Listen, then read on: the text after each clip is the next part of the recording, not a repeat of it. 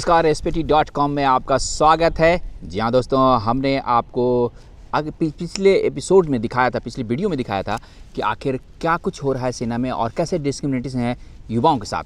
और अब हम बता रहे हैं कि PIL की जिसके बारे में हमने चर्चा की थी उसमें कि 524(12) में क्या कुछ है, वो देखिए पूरे हमारे पास है दस्तावेज, आप देख सकते हैं। और इसी पर अब हम चर्चा करेंगे कि इसमें क्या कुछ है और क्या कुछ सामना करना पड़ा डॉक्टर ईश्वर सिंह यादव जो MBBS हैं और मेडिकल प्रैक्टिशनर हैं, लेकिन युवाओं को संघर्ष के लिए वो आगे आए हैं। और जिस प्रकार से सेना में युवाओं को कैसे उन्हें अपना हक मिले, इस पर ख़ास तौर पर हम ये उसके लिए संघर्ष कर रहे हैं। चलिए, वो हमारे साथ जुड़े हुए हैं, आइए उनसे बात करते हैं। डॉक्टर ईश्वर सिंह यादव सर, आपका पुनः स्वागत है। और जिस प्रकार से आपने पूरी चलिए दस्तावेज आपने लिया है, क्या कुछ है और आपने ये पहला दस्तावेज था? जी हाँ, ये पहला एक जो है जी ऐसा दस्तावेज था जो PIL डाली थी जी उसमें उन सब बातों का जिक्र था। जी सारे हिस्टोरिकल फैक्ट्स थे, जी सारे जो भी फौज की RTI थी हमने सब लगाई थी। और ये बात बिल्कुल हमने प्रूव कर दी थी कि फौज में जो भी भर्ती होती है उसमें जाति, धर्म और क्षेत्र पहला वरीयता है, फर्स्ट प्रेफरेंस है, और बाकी जो मेरिट है वो बाद की प्रेफरेंस है। और उसके बाद पहले वो जो PIL थी वो पहले जब जज साहब के पास लगी तो वो साउथ के जज थे, उन्होंने उसके ऊपर नोटिस जारी कर दिया। ओके नोटिस जारी करने के बाद जो अटॉर्नी जनरल थे वो आए तो उन्होंने कहा कि नहीं, आप इसमें रिटर्न में रिप्लाई फाइल करो क्योंकि ये बहुत संगीन मामला है। ओके तो थोड़े दिनों बाद 6-7 महीने बाद रिटर्न में रिप्लाई आया। जी और रिटर्न में जब वो रिप्लाई आया, क्योंकि हमने जो तथ्य जुटाए थे वो अकाट्य थे, उसको आप डिस्प्रूव नहीं कर सकते। नहीं कर सकते। हाँ, बिल्कुल। और वो सारे ऐतिहासिक दस्तावेज थे, फौज की RTI थी। तो फौज ने बड़ा लंबा चौड़ा जवाब दिया और बिना सिर पाँव का जवाब दिया और ऐसे घुमा फिरा के जवाब दिया। और जगह जगह ये माना हाँ ये ठीक है, हाँ ये ठीक है, यहाँ बर्फ़ पड़ती है, लेकिन देखो जी यहाँ तो ये ठीक है। उन्होंने इस बात में मान लिया। हमने फिर अपना दोबारा जवाब दायर किया और हमने कहा भाई फौज ने मान लिया है जी कि हम जाति, धर्म और क्षेत्र के आधार पर भर्ती करते हैं। ये संविधान की धारा 14, 15, 16 के खिलाफ है। ये 75% जो हमारे देश के गरीब युवा हैं जो देहात में रहते हैं, जी जिनको ये पता ही नहीं कि 70 साल से उन्हें कैसे छला जा रहा है, उनके साथ कैसे एक फ्रॉड हो रहा है। और जब फौज ने मान लिया तो हमने उसके ऊपर लिख के दिया कि अब आप अपना फैसला लें, और फौज ने इस बात को मान लिया। जी हाँ, तो आपने संघर्ष शुरू कर दिया, यहाँ से कह सकते हैं। और कोर्ट में जाने की शुरुआत यहीं से हुई होगी। जी हाँ, उसके बाद हुआ तो बहुत कुछ, बड़ी मैनिपुलेशन हुई। एक वाकया है कि कोर्ट में आपके कुछ ऐसे लोग मिले थे जिसमें काफ़ी आप इंटरेस्टिंग है, उसको सुनाई दर्शकों को हाँ, बताइए। मैं सुनाता हूँ। और वो बात मैंने CID के जो इंस्पेक्टर थे, जी जी जो फौज का फैसला आने के, सुप्रीम कोर्ट का फैसला आने के बाद मेरे पास रेवाड़ी में आए थे, जी वो ACIO 2 थे, और उनको भी मैंने ये बात बताई थी कि कुदरतन जब वो फाइनल हियरिंग चल रही थी जिसमें उन्होंने जिस फैसले को, जो सुप्रीम कोर्ट ने जो फैसला दिया वो अपने आप में एक न्यायिक अपराध है। मैं उसको अपराध की श्रेणी में जी जी वो एक न्याय के साथ फ्रॉड है, मैं उसको इस बात के लिए कहता हूँ। तो वो मेरे पास में एक बहुत सीनियर अफसर आके बैठ गए गलती से, हम भी बाहर वहाँ बैठे हुए थे दर्शक दीर्घा में। तो मैं तो चूँकि इंटरेस्टेड था, मुझे पता था कि फौजी अफसर क्यों आए हुए हैं। तो मैंने उन फौजी अफसर से पूछा कि सर आप कैसे आए हुए हैं? बोले नहीं, वो किसी ने PIL दाखिल कर रखी है और उसके चक्कर में हम लोग आए थे। तो वो मुझे नहीं पहचानते। आप ही से बता रहे हैं वो। तो बोले आप कैसे आए? मैंने कहा मैं तो पिटिशनर हूँ इसमें और मैंने ये PIL दाखिल की। तो वो शक पका गए, उन्होंने दूसरी तरफ देखना शुरू कर दिया।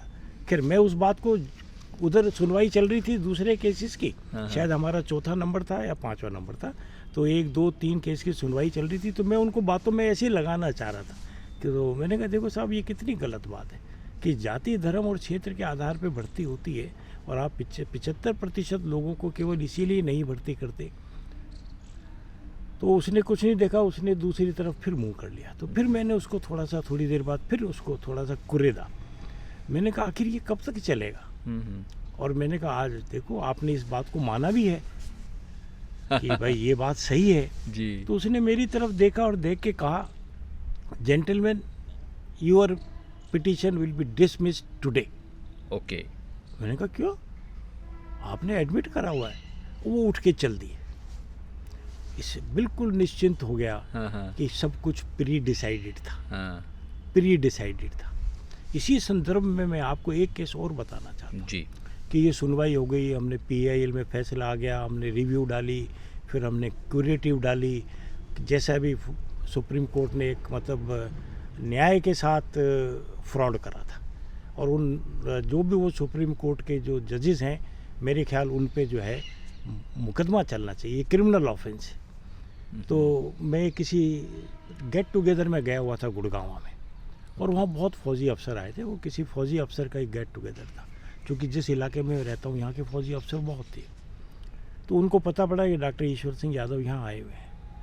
तो मैं उनकी दाद देता हूँ। वो जेंटलमैन शायद सीनियर रैंक के अफसर थे, वो मेरे पास आए और उन्होंने मेरे से हाथ मिलाया और ये कहा कि डॉक्टर साहब, you did a great job. अच्छा। हाँ, लेकिन आप हारे नहीं। हमने ये फैसला कैसे लिया ये हम जानते हैं। ओके। हमने ये फैसला कैसे लिया ये हम जानते हैं। बोले आर्मी हेडक्वार्टर वाज ट्रेम्बलिंग, वो शेक मतलब कि हाँ, हिल रहा था। और जैसे हमने ये फैसला लिया है हम जानते हैं। आप इस फैसले को देखेंगे तो अपने आप में ये एक अपराध है, गरीबों के प्रति एक अपराध है, इस देश के संविधान के प्रति एक अपराध है। जी जी। लेकिन चूंकि न्याय व्यवस्था के ऊपर कुछ हो नहीं सकता है, इसलिए सब देख रहे हैं, कुछ कर नहीं रहे। तो उसके बाद जब वो मैं वहाँ बैठा था आखिरी दिन, मैं हर पेशी पे जाता था। जी। तो 2 जजेस की बेंच बनी, एक चीफ जस्टिस, एक जस्टिस ठाकुर थे, और दूसरा जो है एक जस्टिस नगप्पन थे। ओके। और मुझे ये कहने में कोई एतराज़ नहीं जी कि जस्टिस जो ठाकुर थे, जी टीएस ठाकुर जो थे, जी। वो डोगरा राजपूत थे। ओके। तो वो वेस्टेड इंटरेस्ट था उनका। यस, ये सही बात है, क्योंकि ठाकुर और डोगरा राजपूत इस सिस्टम का सबसे ज़्यादा फ़ायदा उठा रहे हैं। अच्छा। तो वो वहाँ भी एक मजाक हुआ। पहले तो जज साहब ने, अब वो बातें चूँकि ऑन रिकॉर्ड नहीं है तो मैं प्रूव नहीं कर सकता, लेकिन मैं देश की जनता को ये बात बताना ज़रूर चाहता हूँ कि न्याय के साथ कैसे मजाक होता है, क्या मतलब न्याय के साथ किस तरह का फ्रॉड होता है। ये लोगों को पता होना चाहिए कि हो क्या रहा है। ये ठीक है कि आज न्याय व्यवस्था देश के ऊपर हावी है, वो चाहे जिसको धमकी देते। तो जस्टिस ठाकुर ने कहा, अच्छा this is who is petitioner doctor IAS Yadav. तो हमारा वकील था, उसने कहा हाँ जी। बोले he is MBBS doctor, who is PhD doctor और MBBS डॉक्टर। तो उन्होंने कहा जी MBBS doctor. How is interested in this. अच्छा, मेरा एड्रेस लिखा हुआ था यादव अस्पताल। अच्छा। यादव अस्पताल रेवाड़ी। हाँ। तो बोले जब ये अपने अस्पताल के नाम के आगे यादव लिखते हैं तो इनको जो है दूसरी कास्ट के लिए क्या है, कास्ट के नाम पे अगर रेजिमेंट हो तो इनको क्या एतराज़ है जी। क्या। तो शायद वकील ने ये कहा कि जी इलाज तो सभी का होता है, लेकिन यहाँ तो मेन क्वेश्चन है भर्ती का, कि जिस जाति की रेजिमेंट है उसी जाति की भर्ती है, जी। जिस क्षेत्र की भर्ती है उसी क्षेत्र की वो रेजिमेंट है। तो इतने में वो जो अटॉर्नी जनरल थे वो खड़े हुए और बोला, सर ऑफिसर्स तो हम ना सभी जाति के लेते हैं, we do this only in some, ऐसे ऐसे करके उन्होंने बात को घुमाया, only in fighting arms not in general arms. तो जस्टिस ठाकुर ने उसकी तरफ घूर के देखा तो वो तो बैठ गया डर के मारे, बोला ही नहीं, क्योंकि it was a open admission in the court कि yes we violate the fundamental rights of the citizens of India. तो उन्होंने उसकी तरफ घूर के देखा तो वो बैठ गया।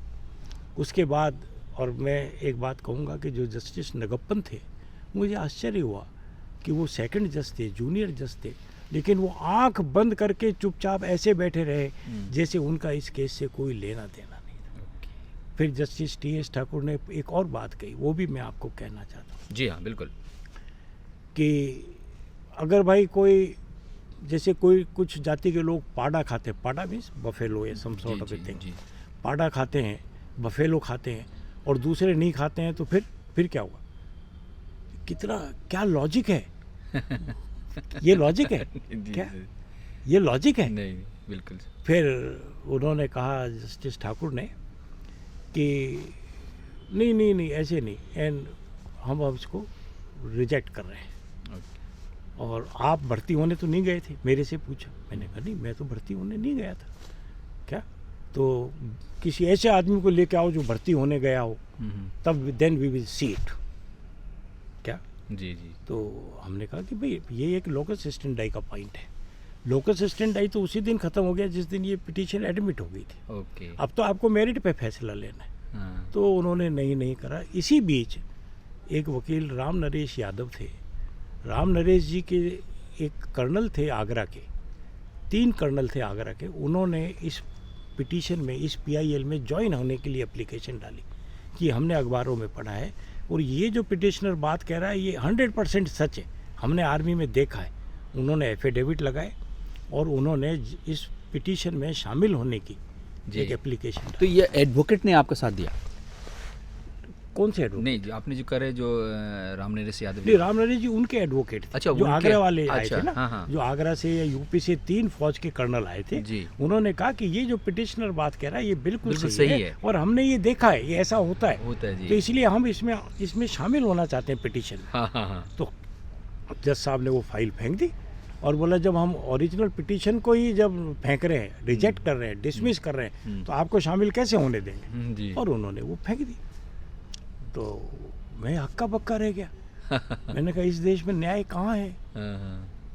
तो मैं तो बोलने को भी हुआ जज साहब से कि भाई ये फंडामेंटल राइट्स का मामला है और आप बिल्कुल गलत फैसला कर रहे हैं। तो मेरे वकील ने कहा नहीं, यहाँ नहीं बोलना, आप चलो बाहर चलो। वो हम बाहर आ गए तो बाहर वो सारे फौजी खड़े थे, तो वो बड़े खुश हो रहे थे।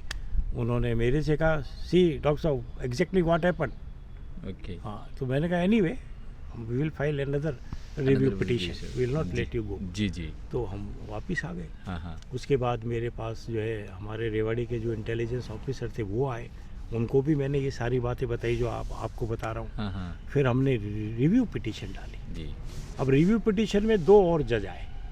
अच्छा, नए जज फिर से सुनवाई नहीं, कर? 2 तो यही जज थे। हाँ। 2 जज और आए। 4 हो गए। 4 जज हो गए जी। एक दत्तू साहब और एक दवे साहब। जी। कोई फैसला नहीं कि नहीं हमने देख लिया है। नहीं, रिव्यू पिटीशन में यही 2 जज थे ओके। जिन्होंने ओरिजिनल किया था। जी।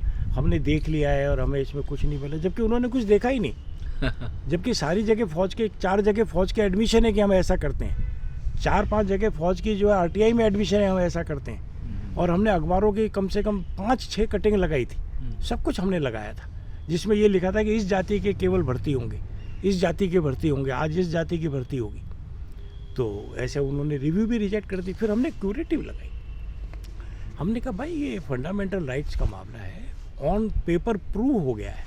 और सबसे बड़ी बात है जो जजमेंट लिखा जस्टिस TH ठाकुर ने, वो अपने आप में बड़ा मतलब आप सोच ही नहीं सकते, उसमें कोई रीज़न नहीं था। नहीं था। जी जी। उसमें कोई कानून का जिक्र नहीं था। बड़ी सिंपल 3 लाइनें थी। We do not consider this case a fit case to use our power under article 32। अब आप एक बात बताएं, 302 का एक केस चल रहा है और प्रूव हो गया गिल्ट, उसने मारने वाले ने ये कह दिया कि जी हाँ मैंने इसको मारा, तो क्या जज ये कह सकता है कि हम अपनी पावर यूज नहीं करना चाहते? You are bound to use your power. जी बिल्कुल। अदरवाइज आपको पावर दी नहीं, इसलिए नहीं दी गई है, डिस्क्रिशन नहीं है पावर यूज करने का आपके पास। जी जी। तो फिर हमने सब कुछ लिखत पढ़त करी। फिर मैंने एक कंप्लेंट जस्टिस ठाकुर के और इनके खिलाफ डाली कि देखिए इन्होंने इस तरीके से न्याय के साथ खिलवाड़ किया है, इन्होंने न्याय के साथ फ्रॉड किया है और ये बात आप देखो। तो उस समय जब थी जस्टिस ठाकुर, वो बन गए थे चीफ जस्टिस और वो कंप्लेंट प्रेसिडेंट ऑफ इंडिया के थ्रू, फिर प्राइम मिनिस्टर के थ्रू, फिर मिनिस्ट्री ऑफ जस्टिस के थ्रू उनके पास पहुंच गई। उन्होंने उसको बस्ते में दाखिल कर दिया। अब यहाँ एक कानून है जी, अगर आपके खिलाफ कोई कंप्लेंट है तो आपको अपने से जूनियर आदमी के पास उसको भेजनी चाहिए। ओके। आप उसके ऊपर खुद जजमेंट नहीं ले सकते जी, या गलत? हाँ हाँ बिल्कुल बिल्कुल। लेकिन उन्होंने देख के उसको लगा दिया। फिर मैंने 1-2 कंप्लेंट और डाली। मैंने कहा ये हुआ क्या? आखिर जजेस आर इरिस्पॉन्सिबल, ये हो कैसे गया? और मैंने कहा सब कुछ कागजों में प्रूव्ड है। कहते इसमें किसी एविडेंस की जरूरत नहीं है। Everything is proved on the papers, कोई एविडेंस की ज़रूरत नहीं है। ये एक तरीके से न्यायिक भ्रष्टाचार है, मैं इसको न्यायिक भ्रष्टाचार कहता हूँ। जी। तो उसके बाद जो है हमने दूसरी कंप्लेंट डाली, वो भी घूम फिर के गई। और उस समय तक जो है पहले तो दत्तू साहब चीफ जस्टिस थे, तो वो कंप्लेंट थी वो दत्तू साहब के भी खिलाफ थी, तो दत्तू साहब ने उसको फाइल कर दिया। उसके बाद जो है फिर हमने दूसरी कंप्लेंट डाली, उस समय तक टी.एस. ठाकुर चीफ जस्टिस बन गए, उन्होंने उसको भी फाइल कर दिया। मैं इंतज़ार करता रहा 3-4 साल, कोई जवाब नहीं आया, कोई लिखत पढ़त नहीं, कुछ हुआ। नहीं। जी जी। तो मैंने एक आरटीआई डाली। ओके। मैंने आरटीआई में कहा कि भाई इस तरह मेरी इस डेट की कंप्लेंट आपके पास है, उसमें आपने क्या करा? आपने कोई इंटरनल डिपार्टमेंटल कमेटी बनाई, क्या करा आपने? तो मेरे पास जवाब आया, हाँ कंप्लेंट तो आपकी आई थी, लेकिन चूंकि वो जो कंप्लेंट है ना, वो बिना रजिस्टर्ड पोस्ट से आई या पोस्ट से आई, तो हमने उसके ऊपर कोई एक्शन नहीं लिया क्या, और हमने उसको फाइल कर दिया। और जबकि उसमें लिखा हुआ है कि इनके जो उसमें है कि अगर प्रेसिडेंट से कंप्लेंट आएगी जी जी। तो आपको उसके ऊपर एक्शन लेना पड़ेगा। हाँ। तो मेरी कंप्लेंट तो प्रेसिडेंट के थ्रू गई थी, मेरे पास प्रेसिडेंट ऑफ इंडिया से एक्नॉलेजमेंट था, उसने जो जिसको भेजा डिपार्टमेंट ऑफ जस्टिस उससे एक्नॉलेजमेंट था।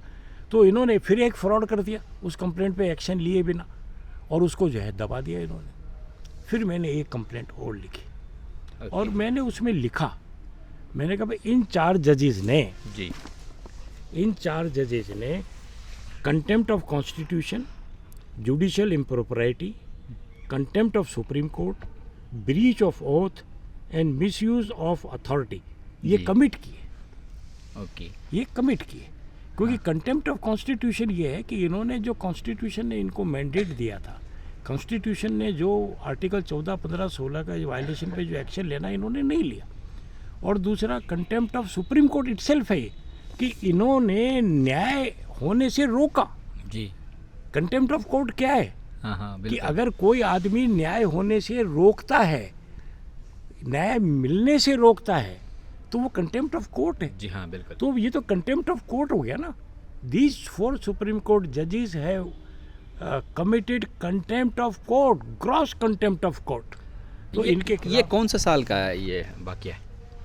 12 के बाद? 12 के बाद 14 में शायद 14 फैसला आया जी। और उसके बाद फिर लगातार चल रहा है। चलता। अच्छा, ये कंप्लेंट भी हमारी फिर हमने जो है इसमें सारा लगा के पूरा मैंने अपने आप ड्राफ्ट करी जी। सारे, इसमें फिर दोबारा से हमने सारी चीज़ लगाई और हमने भेज दी। 2, 3, 4, 6 महीने कुछ नहीं आया। ओके। उसके बाद एक जस्टिस अभी जो रिटायर हो गए, पारसी जेंटलमैन, मैं नाम भूल जी जाता जी हूँ, जी जी जी हाँ। नरीमन साहब। ओके। मोस्ट प्रोबेबली वो जस्टिस हाँ। नरीमन थे। अच्छा। तो जस्टिस नरीमन, फिर मैंने जो कॉलेजियम थे उन सब के पास भी कंप्लेंट डाली। मैं खुद दिल्ली गया, मैं सुप्रीम कोर्ट के रजिस्ट्रार के पास कंप्लेंट दायर करके आया। उसके बाद मैंने फिर जो है सारे कॉलेजियम के पास भी डाली, क्योंकि कोई सुनवाई नहीं हो रही थी।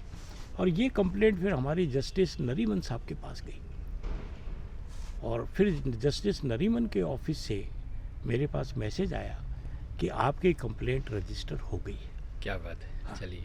और उसके कुछ दिन बाद फिर मैं साइट पे देख रहा था, जी तो एक और ही चीज़ आई है जी। कि ये जो कंप्लेंट है ये डिपार्टमेंट ऑफ कॉन्फिडेंशियल डिपार्टमेंट को भेज दी गई है, जी। और रेफर टू, जज का नाम नहीं है, रेफर टू जज ऑफ द सुप्रीम कोर्ट। जी हाँ। तो वो वहाँ अभी पेंडिंग पड़ी है। क्या जी, 75% जो देश के जो युवा है वो जाति, धर्म और क्षेत्र के आधार पर भर्ती नहीं किए जा रहे। जी 2014 से आज 2021 हो गई। जी जी इस फैसले की वजह से जी अन्याय लगातार चल रहा है, जी हाँ। इनजस्टिस लगातार चल रहा है। जी हाँ बिल्कुल, न्याय लगातार चल रहा है।